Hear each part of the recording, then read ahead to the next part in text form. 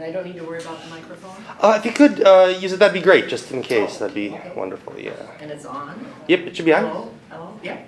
Okay. Summers with Grandma, a tribute.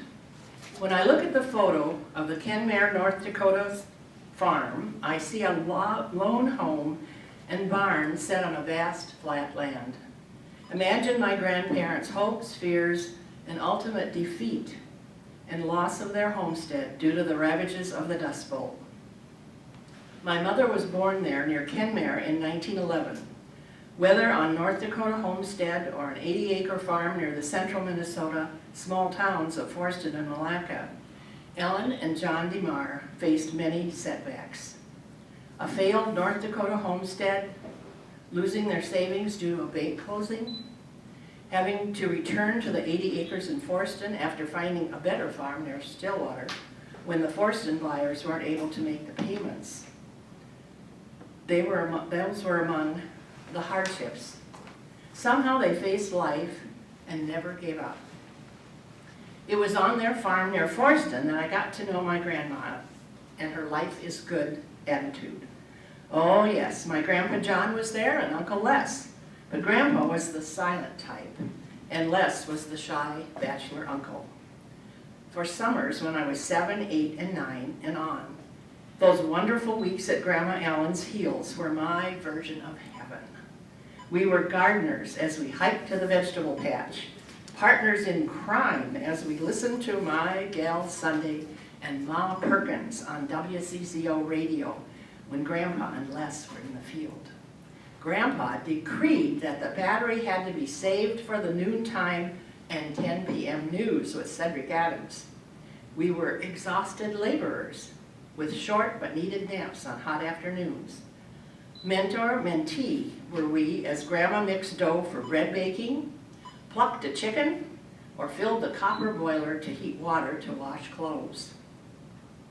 As celebrants of our hard work, Grandma brought up cold bottles of cream soda from the dirt floor root cellar carved out under the kitchen. Saturday night found us as expert shoppers in Malacca as we selected the items on the grocery list. Observers were we when returning to the car before the men. We commented on those who walked by. Grandma identifying those she knew. Oh, there's Mrs. Kessler. I wonder if she's gotten her hearing aid. Grandma would wonder. There's the Johnson girl. She graduates this year. That's Velma and her sister Isabel. They dress so smart. My Irma Bergstow looks tired. We people watched as we wondered what was going on in their lives. Imagine a life without electricity or running water, only a kitchen stove for heat. The oil burner in the parlor was used sparingly in the winter. Imagine an ice box, a kerosene lamp for light, carrying water from the pump, an outhouse.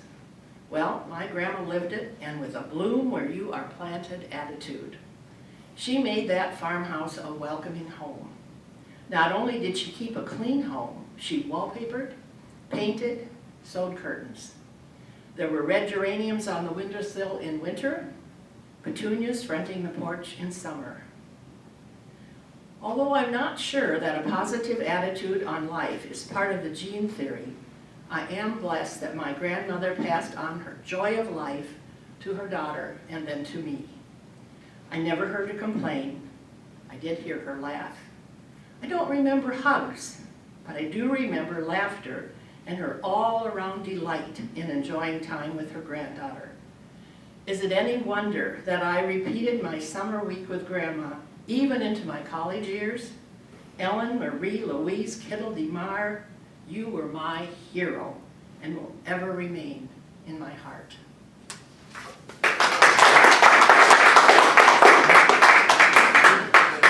Thank you.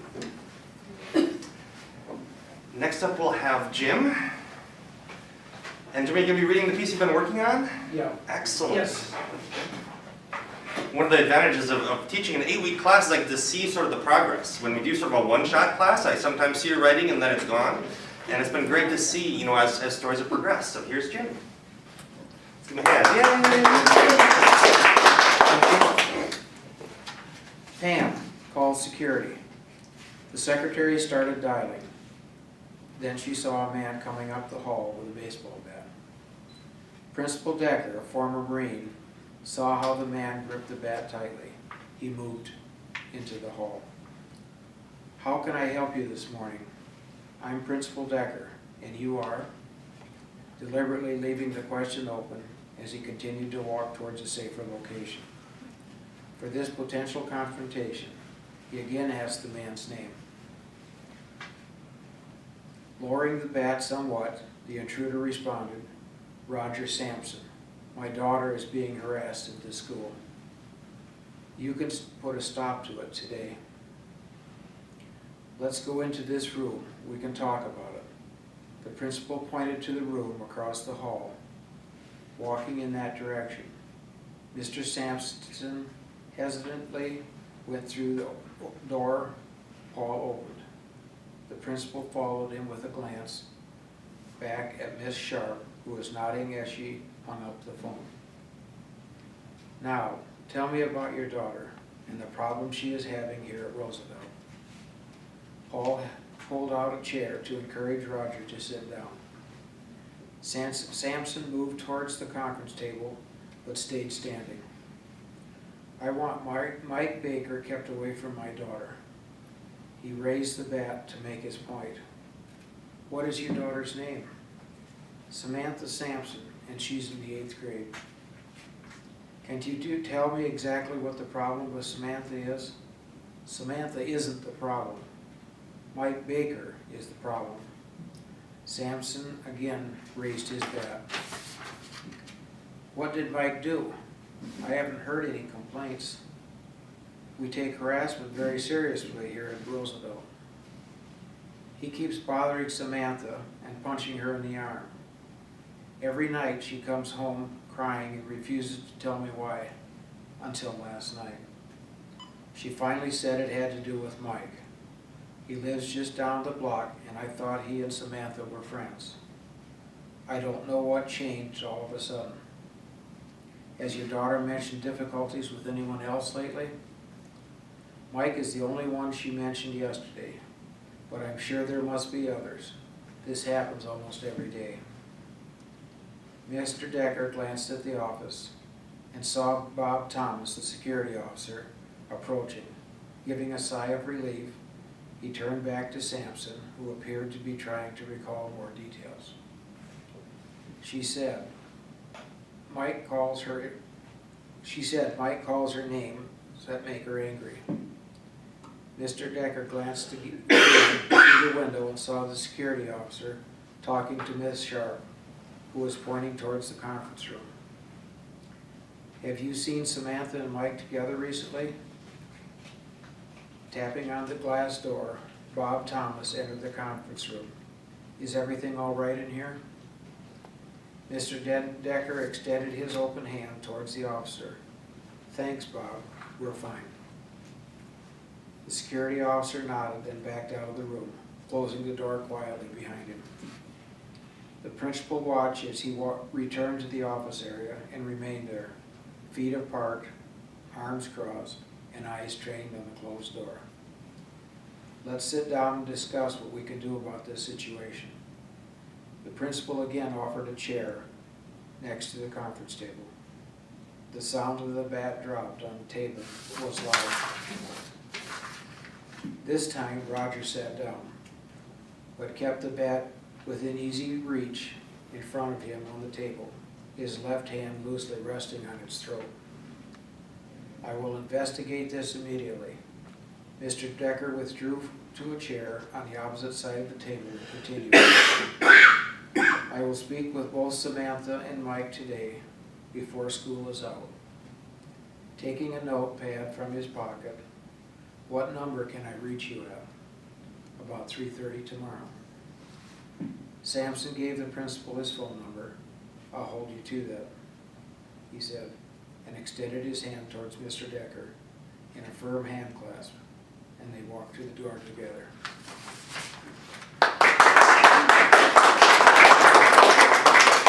Thanks so much, Jim. Thank you. Yeah, that was the opening scene of a story he's been working on that The fiction piece, I think, and Jim, is this the first time you've taken a shot at fiction?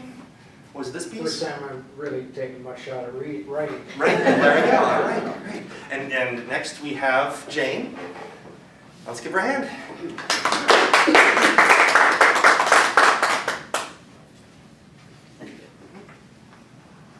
This is part of a selection of a story about life in the 50s. Susan tucked the forewarned crazy quilts more snugly under her chin, refusing to be fully awake.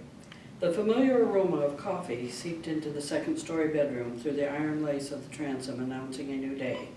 The transom surrounding the stovepipe was made of decorative openwork iron, allowing light from the floor below to make patterns on the wall and sending soft voices up from the front room to make her feel less alone. Visions of pancakes stacked high, separated with pats of melted butter easing down from each layer, mingling with the glaze of thick syrup, were replaced with an image of fried eggs and little sausages in a row, surrounded by chunks of flour-coated potatoes browned up from last evening's boiled potatoes.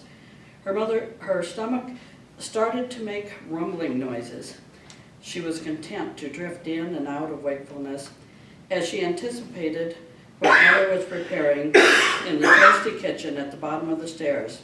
Until she sat up bolt upright, the dreaded day had arrived. Throwing her quilts to the floor, Susan sprang from the bed in one motion without her usual complaint about the cold wooden floor. She bounded to the window. "I could use a little help here, Lord. Really bad weather would work for me today," she prayed fervently. Crack, the shade snapped up so quickly, the yellowed scroll spun around at the top of the window, releasing its last hidden dust bunnies into the cold air. With a fist, she rubbed away the fog forming on the cold glass where her warm breath created ice patterns. With nose hopefully pressed to the pane, she couldn't help but laugh out loud, thinking how she must look like a pig from the outside. Good thing the room she shared with her sister Nancy was on the second floor, no one could see her. At age 9, going on 10, Susan was becoming aware of others outside of her family and compared her life to theirs.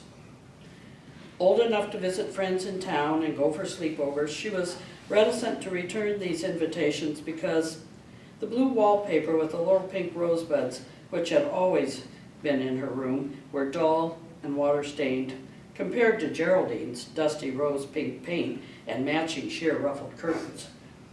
Margie Ann had beautiful white furniture with little beads of gold on the edge. Her bed had a puffy flowered comforter. That was a fancy name for a quilt. Sandy Jo had 2 Shirley Temple dolls, and her mother curled Sandy's golden hair to look just like her dolls. There is no way Susan could keep her dark, curly brown hair in ringlets. She cleared a large enough circle on the window to catch the sunlight streaming through. Her shoulders drooped nearly to the floor as the deep sigh of disappointment escaped, releasing a breath cloud into the room. God, how could you send sunshine when January has so much potential for a blizzard? She pouted to the empty room and gave the quilts a kick. Nancy, several years older than she, had of course gone down to help Mother with breakfast. Goody-goody two-shoes. That meant Susan would get stuck with clearing the table again this morning, as if she hadn't had to do it last evening for sassing, according to Mother. She pushed last evening's from her mind. She was already building up to a really foul mood. Scrambling over the cold floor, she paused to loosely encircle the stovepipe, the only source of heat to the upper story of the saltbox-style house, with a room and a half upstairs and an attic kitchen below. It had the prestige of being 80 years old when they moved in on Halloween Day, 1950. She didn't really remember the move, being only 3. Mother proudly told about it being such a blessing to have moved from the city and the one-bedroom house all 4 of them squeezed into after the war. Not that they were ungrateful for the little house in those days. Mother was quick to add, she always found something to be thankful for. It would be nice to have something like a serious illness to be thankful for, Susan's thought went back to her immediate problem. Could I just disappear up the chimney like Santa Claus? Susan's eyes traveled the distance toward the ceiling where the pipe disappeared. No reply. She moved reluctantly away from the welcome source of warmth created by the wood burning in the large iron stove, situated exactly in the center of the house in the front room below. Mother and father just refused to use the term living room, and she was glad they didn't have an additional room besides their bedroom downstairs, or they would probably call it a parlor. No one talked like that anymore, except maybe Grandma Hamilton. Susan took long steps to cross the cold floor, finishing with a large hop onto the soft pink and blue yarn rug with the silver threads running throughout its handmade chains that spiraled into a perfect circle. Her toes snuggled into the fuzzy coils, remembering her visit with her grandmother last summer. People left bags of rags on Grandma's porch for her to make into rugs to sell. Susan helped tear them into strips, but this one was much nicer than the rag rugs Grandma sold. Susan had rolled the balls of special yarn herself and made some of the chains with her grandmother, who gave her the rug to put in front of her dresser. Susan, it's time to get up, Mother's voice could be heard from the stairwell as it came through the bedroom door Nancy had forgotten to close. No wonder the room was so cold. I'm getting dressed. Susan didn't think of that as a lie because she was looking for clothes. Her knees formed warm wells in the yarn rug as she tugged on the little white glass knobs of the old dresser, only to get the drawer stuck by pulling too hard on one side. It wouldn't open now without pushing it back in and starting over. She reached one determined hand into the widest opening to fish out some clothes by folding her thumb and little finger together until her hand was fully in and able to open wide enough to grab some of her things. It took a few fishing trips to get what she needed. Clutching her clothes, Susan made a giant hop from the rug to the footboard of her bed and climbed over onto the soft mattress to dump her treasure and begin dressing. Shoes. Hanging her head down to check under the bed, her mass of dark curls obscured her upside-down view. Where are my shoes? As though by magic, she saw one shoe lost amongst books and school papers that had been kicked aside during the Christmas break. I really need a plan. I have to get out of school today. The books forced her back to this need. Susan plopped back down dejectedly, ticking off a few options as she scrunched her nose into a thoughtful pose. She forgave God for not sending a blizzard. It wasn't a good solution anyway. School would be closed for everyone, and Mrs. Cronk's class would only be held tomorrow, and would be just as painful as it promised to be today if she didn't come up with a smarter reason to stay home. She picked up the beautiful blonde doll with the blue satin dress and always smiling face that was sleeping next to her pillow. Susan needed a friend just now. A head cold, Susan directed the question to the doll, the doll she had received from her favorite aunt for Christmas. It was the only really wonderful gift she had opened. She found a sock in the pile heaped on the bed. No, something worse. Did that lovely blonde head nod? Measles and chicken pox were definitely out because she could still remember when Dr. Stanhope had come to the house carrying the black leather bag with the orange-brown veins in its creases. He was so tall he hit his head coming up the stairs. A smile creeped out. No, how about a chest cold with a serious cough and a fever? It could turn into whooping cough. Her new friend seemed to nod her head in approval this time. With a hug to the yet-to-be-named doll, Susan dropped her to the pillow and jumped from the bed. Mother's sense of civic responsibility would not allow her to spread something contagious to a crowded schoolroom. Susan remembered standing in line with her classmates to get polio shots. 1 foot bare and one with a sock gripped in 2 hands, she asked an extended foot that wiggled its toes at her, "How will I get past that thermometer?" No response, just another wiggle. Snugging up the sock, she put on the matching one and her Oxford-style shoe. She continued to worry while hopping on one foot until she found another shoe under the dresser.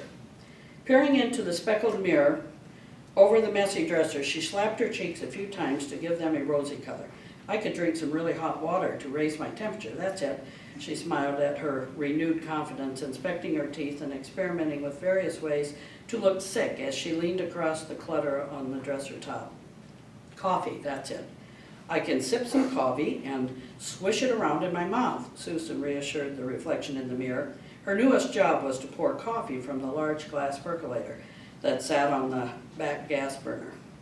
Perfect, Susan congratulated herself just in time. Susan, come down now and quit your dawdling, came the voice from the kitchen. I'm tying my shoe. Now, Susan. With the knot complete, she hurried to the stairs and then slowed her pace on the stairs from her usual skipping every other one to the slow, heavy thuds of someone not feeling well.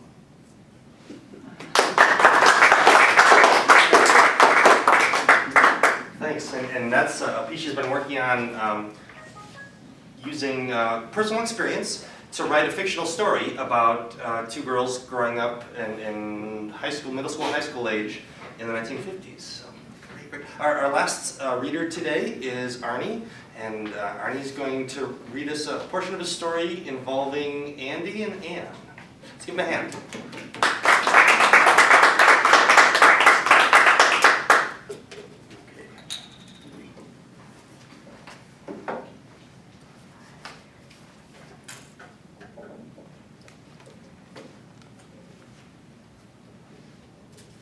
I call this living the dream. Andy is living Ann's dream. Today is Andy's 40th birthday. Kay and I have something special planned for him. I'm driving to his home to pick him up. He's waiting at the door. When I arrive, he hustles over to the car, jumps in. Andy is charged up for the birthday party. Here comes the questions. It's my birthday today, isn't it, Dad? Yes, it is, Andy. Happy birthday. I should say happy 40th birthday. It's hard to believe you're 40 years old. Yeah, you're too young to be my father, right, Dad? I am. You remember everything I say, don't you? Have you had a good day? Oh, yes, I did. They had a birthday cake for me out at the college. Wow, they treat you well out there. You really have a good job. Did you have to work hard, or did they take it easy on you on your birthday? I worked hard. I always work hard. I'm a good worker, aren't I, Dad? You are, buddy. We head for the Blue Moon Ballroom. Andy doesn't know it, but Kay and I have arranged a surprise birthday party for him. It's my job to get him to the party under some false pretense. We want this party to be something that Andy will remember. Are we going out to eat for my birthday? No, your sister Beth wanted to have the party at her house. We continue driving towards Beth's home. Who's going to be at my party? Mom, Dad, Joe, Beth, Mark, Wyatt, and Tori. Where's Mom? I don't know for sure. She's bringing the birthday cake. Will Wyatt and Tori be at the party? Didn't I just say that Wyatt and Tori will be at the party? Are you listening? You know that your nephew and niece wouldn't miss your birthday party. Dad, we're going the wrong way. Beth's house is over there. You should have turned at that corner, Dad. Put your blinker on, Dad. Stay calm, Andy. I know what I'm doing. We're lost, aren't we? Let's listen to that lady. She'll tell us where to go. You mean Brenda? The name we have chosen for our GPS. Yeah, I like her. She knows where to go. She's very helpful, right, Dad? Yes, Brenda is very helpful, but your dad is not lost. Give me a little slack, okay? Mom doesn't like Brenda, does she? She doesn't need Brenda, right, Dad? No, she doesn't. Just you and I need Brenda. But we're not lost. You don't believe me, do you? No, we're lost. We're going the wrong way. I just need to make one stop before we go to the party. We arrive at the Blue Moon Ballroom, and I park. Dad, why are we stopping here? Can I come in with you, Dad? Sure, you can come in with me. It looks good. Andy doesn't know why we're here. We walk in the door and see Beth and Mark waiting for us, along with over 100 other people here to wish Andy a happy birthday. Mark greets him. Happy birthday, bro. Andy's sister Beth and brother Joe give him a happy birthday and a hug. Andy is staring left, then right across the ballroom. His mouth is open. He looks at me with a quizzical face. He's speechless. Andrew's never speechless. Perfect. His 5-foot frame slouches a bit, displaying his bald spot more clearly.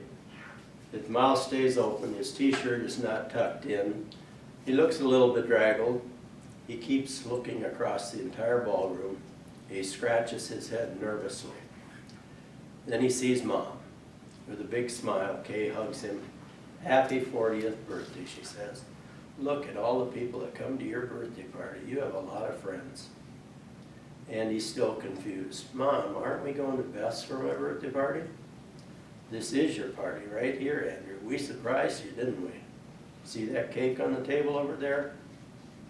I'll cut that up a little bit later, and we will all have a piece of your birthday cake. The surprise is over. Andy's not bewildered anymore. He becomes very comfortable. This is his party, and he knows what to do at parties. He gets a big smile on his face, and he starts to jump up and down and rub his hands together continuously. His eyes are looking down, no eye contact with anyone. He's scratching his head as he jumps. We call this the hop. We've seen the hop for years. It's Andy's signature move when he's excited. Jessica walks up and gives Andy a hug and a loud happy birthday.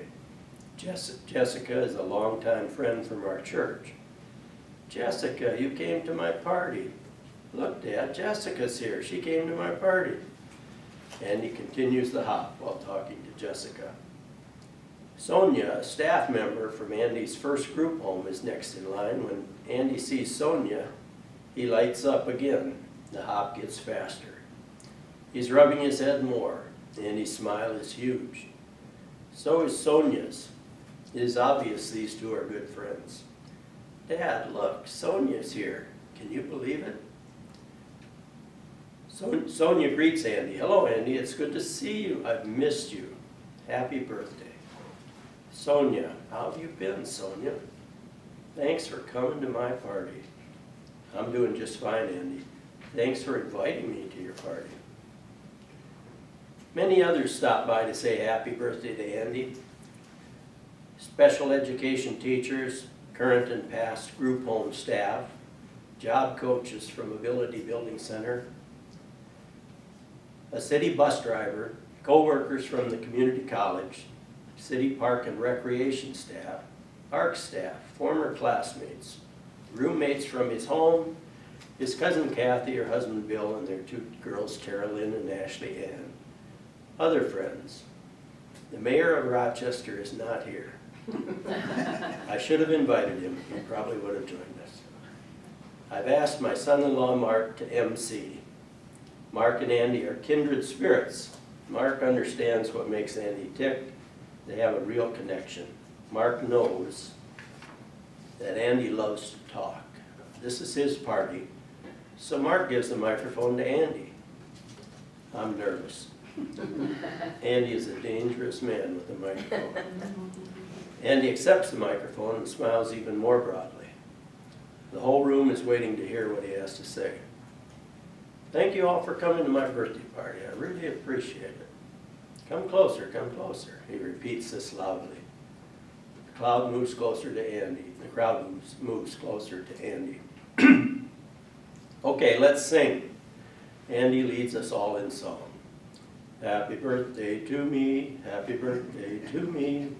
Happy birthday, dear Andy, happy birthday to me. He sings right into the microphone at close range. It's loud. The crowd joins and the place starts to behave like a ballroom. Soon the singing is over, but Andy is still hanging on to the microphone. He really loves having the microphone. Thanks everybody for coming to my birthday party. Mom's cutting the cake right now. Come on up, everybody. Come on up and have a piece of my birthday cake. And now, we'll have Joe lead us in a word of prayer. Joe hasn't been leading anybody in a word of prayer. Kay and I smile. She turns to me, chuckles, and says, he's done it again. We have seen this before, and this is vintage Andrew. He puts you on the spot. He makes public some information that you would prefer be kept quiet. He helps people get to know the real you. Joe says nothing. He looks at me from a distance. He winces, shrugs his shoulders, and raises his eyebrows, as if to say, he has done it again. Joe continues to talk to a couple of the guests and just pretends that he didn't hear Andy's request. Kay and I cut and serve the cake to the guests. We eat it and visit. It's noisy. Everyone in the crowd knows Andy, so it's very easy to make conversation. Later, the music starts to play. Andy grabs the microphone.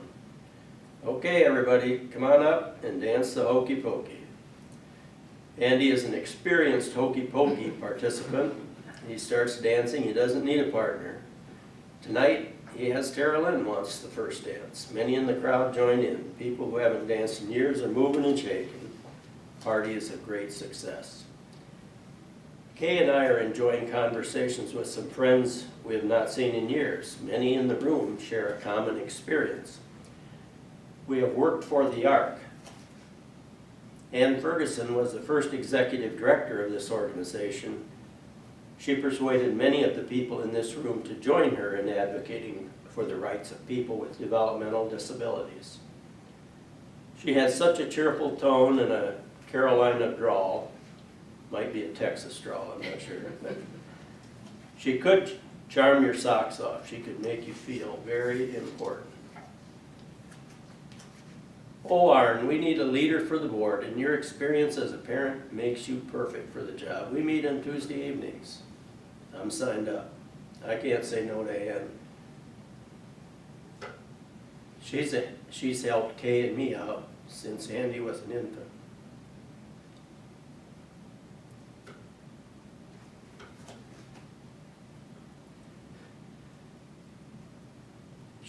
She never said no to us.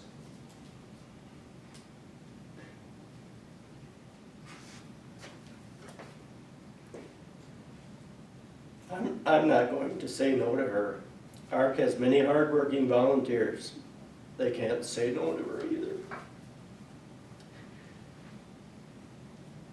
If only Ann and her husband Dick could be here with us, they'd see the marvelous results that Andy enjoys because of their many initiatives. But they're no longer with us. The dancing continues for some time. The party might lead you to believe that Andy has a great life in Rochester, Minnesota. You would be right. Dolores is at the party. Dolores used to work at the Day Activity Center. The DAC was another of Ann's initiatives. Dolores was the first professional to work with Andy and us. She was a teacher in the homebound program. She came to our home 3 times a week. Over and over again, Dolores reminded us to let him do it himself. We needed that advice.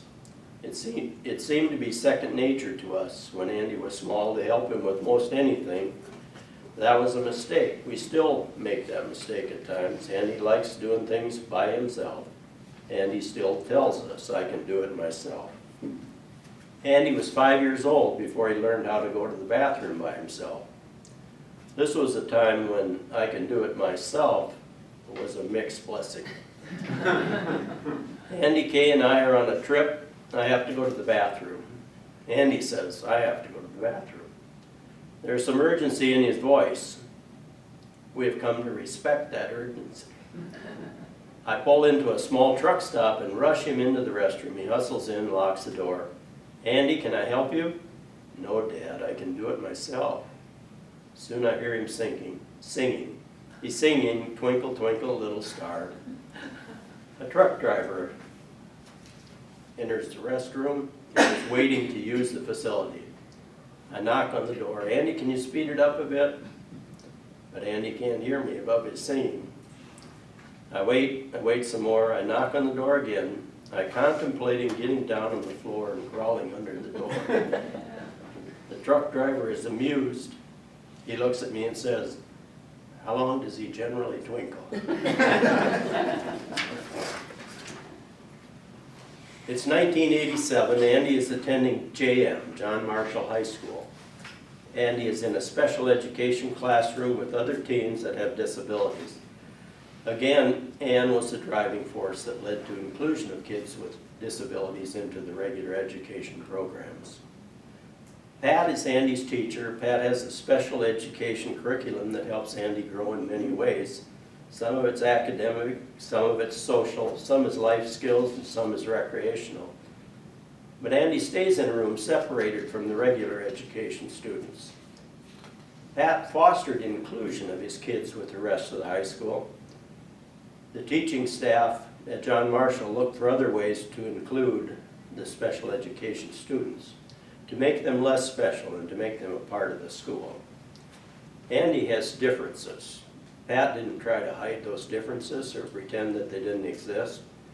Many JM students developed an understanding of the real Andy. Andy was included. He belonged at JM. One day Pat is talking to Dell. Dell teaches woods class. They used to call it industrial arts or shop in my day. Pat and Dell decide that Andy can attend woods class on occasion. This is a nice chance for Andy to interact with some regular education students, also a nice chance for these students to get to meet Andy.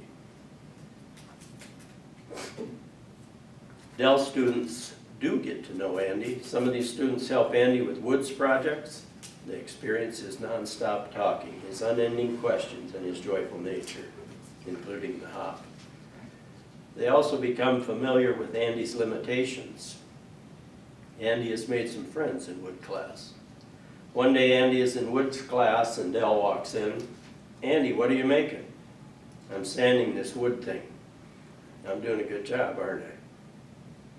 "Well, it looks like you're doing a good job, Andy, but what are you making?" "Sawdust." When Dell told me about this interaction, we couldn't help but laugh. It was clear that he enjoyed having Andy in his classroom. I imagine that Dell told this story to many people. That was a few years back. Now on most Saturday mornings, Andy and I go out for breakfast and we run a few errands. On a typical morning, we'll stop and have breakfast, usually at McDonald's. We usually stop at Trader Joe's and I shop while Andy finds Greta. Greta works there and she and Andy are good friends. We sometimes go to the bank. Andy knows several cashiers. Then we gas up the car at Quick Trip and see Jen, Andy's good friend, and I take him back home, to his home. We spend about 2 hours together, and it is standard fare for me to meet 2 or more people that I haven't met before. They know Andy. Everybody knows Andy. A typical greeting would be something like this. "Andy Folkler." "Well, hi, John." He always knows her name. "How you doing?" They chat for a while, and then John explains how he knows Andy. Explains to me how he knows Andy. "I was Andy's swim coach at the Special Olympics," or "I ride the bus with Andy," or "Andy and I went to school together at John Adams," or "I see Andy all the time at the college." Andy's friends from regular education classes are now leaders and workers in their communities. When they deal with a person with disabilities, they have first-hand understanding and appreciation of the challenges involved. They handle it better than earlier generations did. They have a new perspective when they make hiring decisions. This perspective is also with them when they raise their children. People with disabilities are not so special anymore. They are people that belong in our community. The inclusive model of education works. Andy wasn't just getting an education at JM, he was educating his regular education classmates and teachers. Nell knew that Andy was doing a lot more than making sawdust. He was making lasting changes to our community.